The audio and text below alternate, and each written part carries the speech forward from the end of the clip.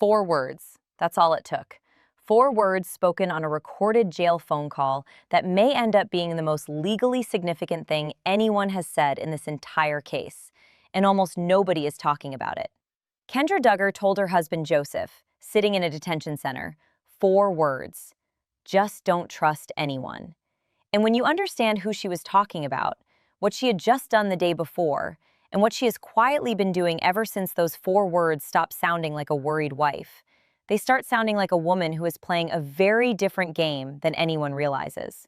Let's back up, because if you're just catching up on this story, the basics matter.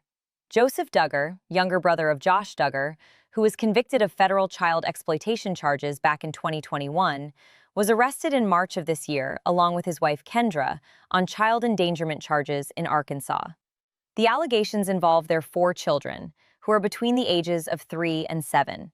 Investigators say those children were found living behind doors that had been locked from the outside, meaning the kids could not get out on their own.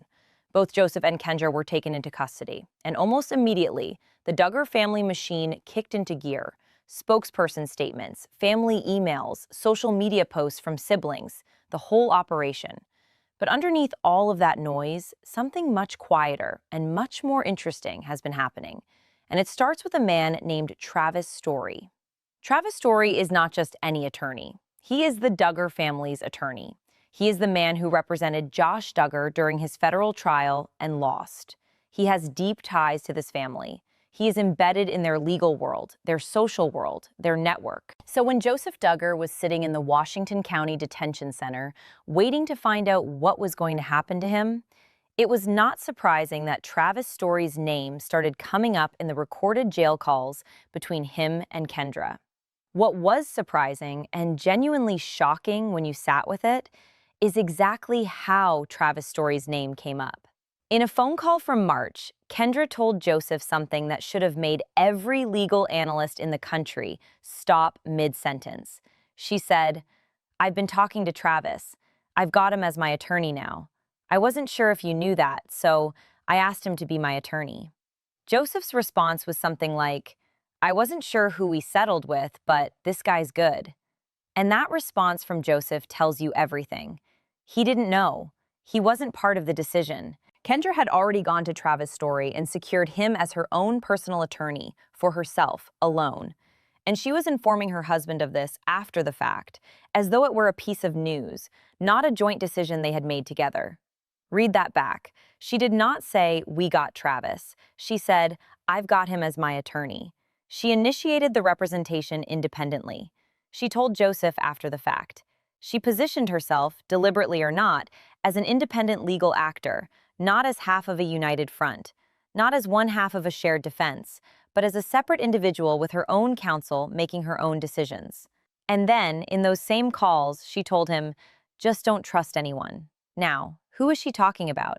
Think about who is in Kendra's orbit at this moment. Anna Duggar has been emailing. Jim Bob has been reaching out. The Duggar family network, which is large and organized and has managed public scandals before, is very much active and very much present. Kendra is living somewhere she describes as very private. She won't tell Joseph exactly where she is, and she won't say who she's staying with. Her own parents, the Caldwells, are reportedly being pushed out of their living situation by pressure from the Duggar network. And Kendra is in contact with Travis Story, the man she just hired as her own attorney, who also has deep ties to the family that is currently managing the narrative of this entire situation. Just don't trust anyone. Spoken by a woman who is simultaneously maintaining public loyalty to the Duggar family, secretly hiring her own separate lawyer, keeping her location private from everyone, including her husband, and making legal moves independently. Those 4 words, on a recorded call she knows is being recorded, are not casual. They are not throwaway comforts. They are the statement of a woman who is privately processing a reality that her public-facing persona has not yet caught up with. And that gap between what Kendra is saying publicly and what she is doing privately is the most interesting thing in this entire case right now. Here's the core legal problem that almost nobody in mainstream coverage is fully unpacking. Travis Story now represents both Joseph and Kendra in the Arkansas case. According to court documents, he filed an entry of appearance on Kendra's behalf and entered a not guilty plea for her charges. Both of them entered not guilty pleas through Story. Both of them have August court dates. On the surface, that looks like a united front. The family has their attorney, the family is sticking together, everybody is pleading not guilty. That's the story the Duggar Network wants you to read. But here's what that surface story is hiding. Kendra and Joseph were charged with the same crimes, but their culpability, their individual knowledge of what was happening in that home, and their potential value to investigators are not the same thing. If prosecutors in Arkansas want to understand exactly what went on inside that house, whose idea it was to put locks on those doors, who knew they were there, how long it had been happening, who made the day-to-day decisions about those children, Kendra's account of events may look very different from Joseph's.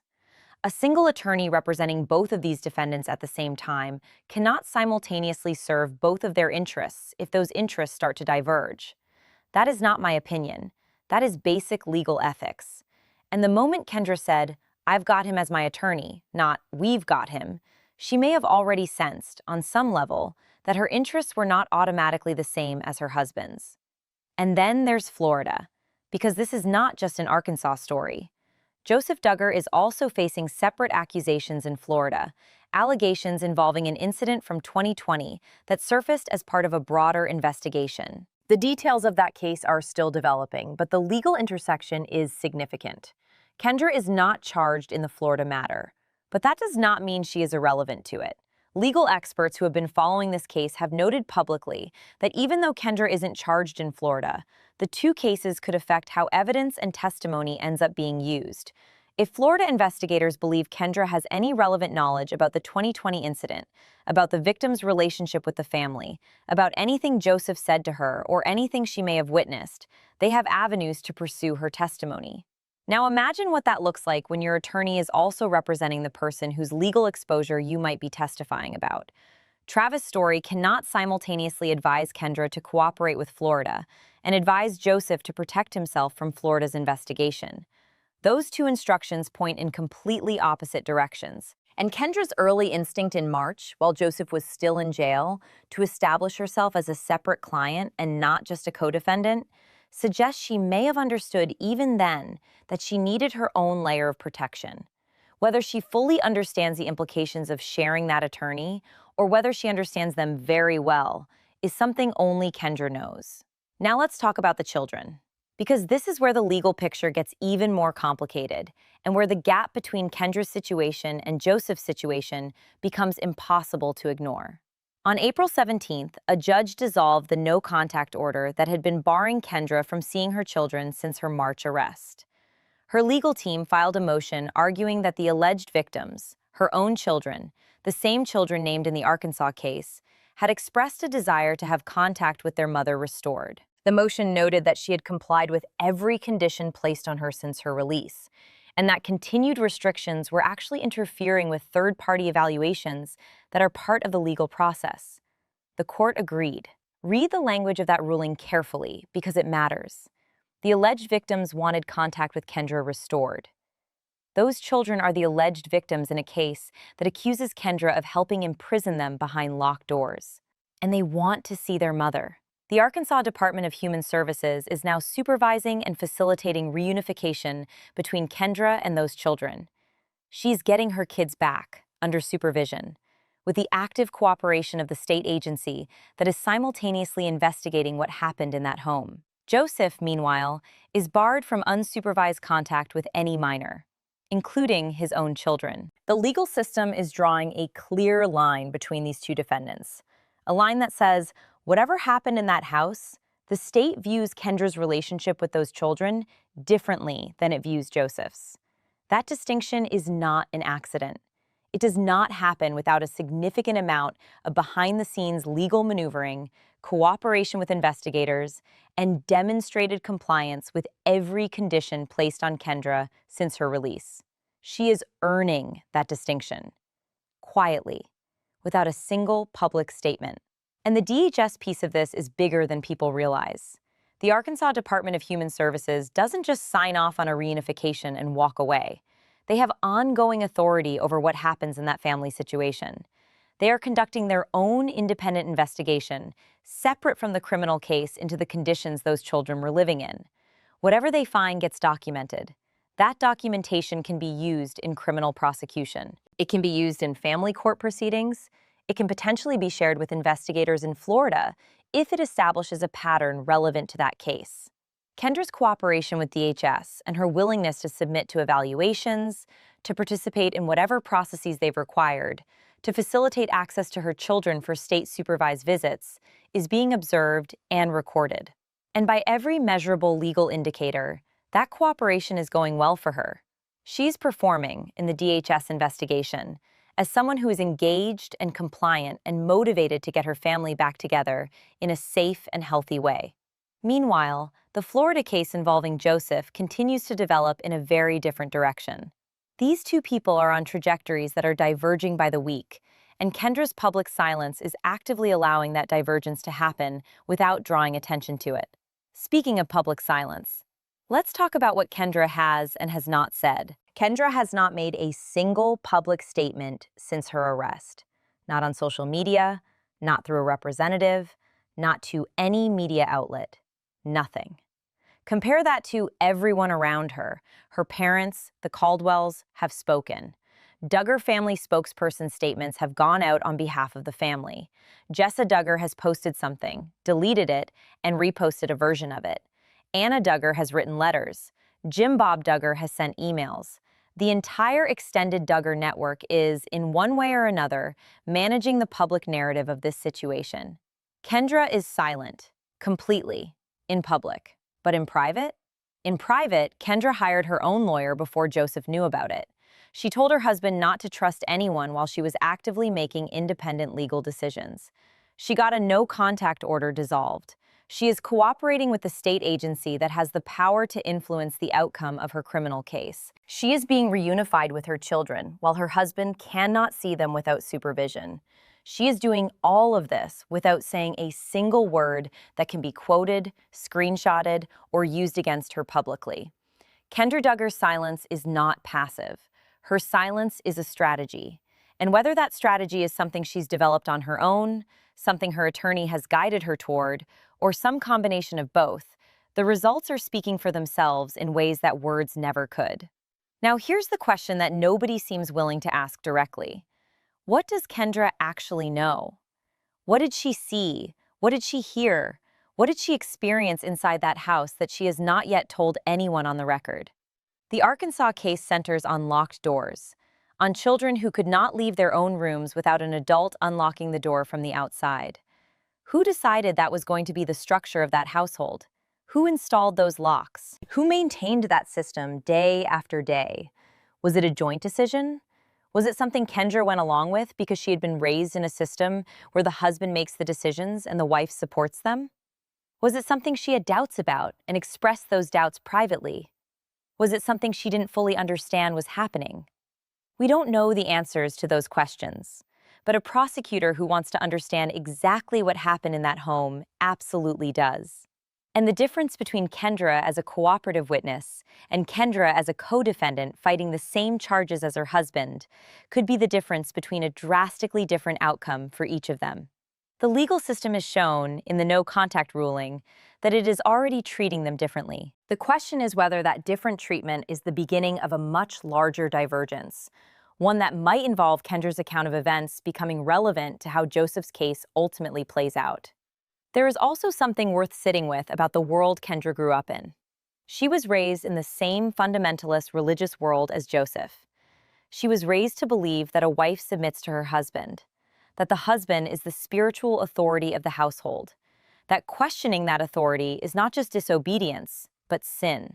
She married into the Duggar family, a family that had already survived one enormous public scandal involving Josh, had managed the narrative of that scandal with extraordinary discipline, and had demonstrated an institutional commitment to protecting the family's image above almost everything else. If Kendra internalized those values, and by all available evidence she did, then what does it mean that she hired a lawyer for herself, alone, without telling Joseph? What does it mean that she is refusing to say publicly where she is living? What does it mean that she is cooperating with a state agency that is investigating her own household while her husband's family is managing the public story? What does it mean that she is silent when every instinct of the world she was raised in would push her toward public statements of loyalty and support? It means something is shifting, not necessarily something dramatic or cinematic, not necessarily a wife turning on her husband in some explosive confrontation. Maybe something quieter than that. Maybe the shift is simply this. Kendra Duggar, for the first time in her adult life, is making decisions for Kendra Duggar. She is acting in her own legal interest. She's protecting her access to her children. She is cooperating with the processes that have the power to help her, rather than performing loyalty to a family structure that has shown, historically, that it will protect the family name before it protects any individual within it. And that brings us back to August 10. That's the date both Joseph and Kendra have court hearings in Arkansas. Whatever happens on that date, whether charges are reduced, whether plea conversations become public, whether attorneys make statements, whether the cases are handled together or separately, is going to tell us a great deal about where this is actually heading. Up until now, the Duggar family machinery has been very good at managing these situations in the space between public attention and actual legal proceedings. The gap between what the public believes and what the courts are quietly doing is exactly where that machine operates. But Arkansas isn't a federal court. The dynamics are different. The local press has been doing serious reporting on this. The court documents are public. The jail calls were obtained by local journalists. The DHS involvement creates a paper trail that exists independently of whatever the family wants to say publicly. And the no-contact ruling, the one that says those children want their mother back while making no similar concession for their father, is a matter of public record that no spokesperson's statement can reframe. What the August hearing is likely to clarify is whether Kendra's trajectory and Joseph's trajectory are going to formally, legally separate, whether Kendra is going to become a cooperating participant in a process that may have very serious consequences for her husband, or whether the shared attorney situation is going to hold, and both of them are going to fight these charges as a united front. Based on everything that has happened so far, based on the independent attorney move, the no-contact dissolution, the DHS cooperation, the private location, the warning not to trust anyone, one of those outcomes seems significantly more likely than the other, and it is not the one the Duggar family network is currently asking people to believe in. So let's bring it back to 4 words. Just don't trust anyone.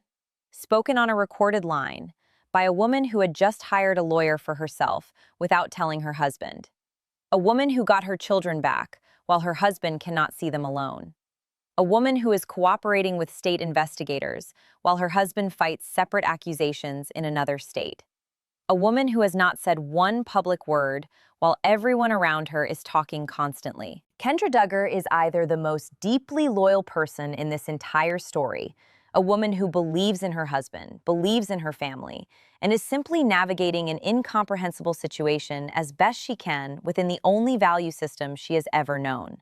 Or she is the most quietly strategic person in this story, a woman who understands exactly what is at stake, exactly how the legal system works, and exactly what she needs to do to come out of this with her children, her future, and her freedom intact. The honest answer is that those two things might not be mutually exclusive.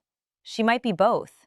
She might be a woman who genuinely loves her children, who genuinely believes she did her best, and who has also, perhaps for the first time, started making decisions that prioritize her own survival over the family machine's preferences.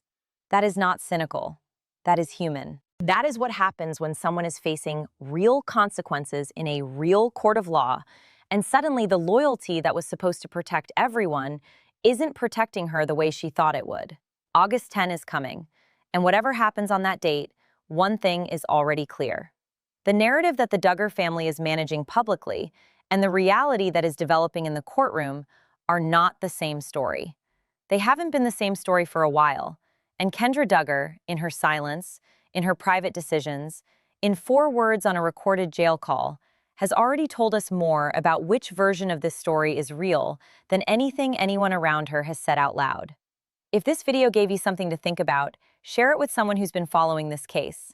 There is so much more to cover as August gets closer, and I'm going to be here for every development. Subscribe if you haven't already, because the next chapter of this is not going to be quiet.